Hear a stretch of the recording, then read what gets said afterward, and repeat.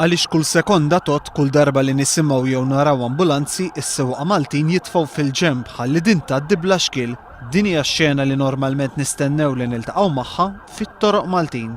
Ma nistennewx illi fit-toroq Maltin insibu ambulanzi wefqin, għaliex nafu illi l-pazjenti li jkunu fiha jistgħu jkunu qed jilagħbuha bejn ħajja u mewt.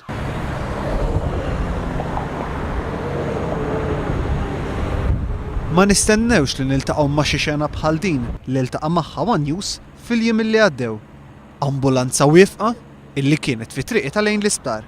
Xena li tissimbolizza l-istat li tinsab fih bħalissa l-flotta ta' ambulanzi u l-isforz nuqqas ta' investiment min-naħa tal-gvern tħallit taqa' lura. Konsegwenza hekk il-gvern kellu jikri ambulanzi li ġew importati mir-Renju Unit wara li l-awtoritajiet tas-saħħa Ingliżi iddeċidew illi dawn ma baqgħux tajbin għas-servizz tagħhom. F'sentejn biss diġà ntefqu mal-130,000 euro fuq dawn il-kirjiet. B'kollox bħalissa hemm 12 ambulanza li iżda mhumiex ta' livell aċċettabbli għas-sigurtà tal-pazjenti u tal-istaff mediku. Din il-kriżi laħqet il-qofol tagħha f'Awwissu meta ambulanza li kienet sejra biex issalva ħajja xi vittmi fil-Marċ ta' filgħodu wafqet bil-ħsara waqt li x-xufier ta' ambulanza oħra ħabat fi triqtu lura lejn l-isptar u minkejja li għamel ħsara kbira lir-rota u lir-rim huwa baqa' sejjer.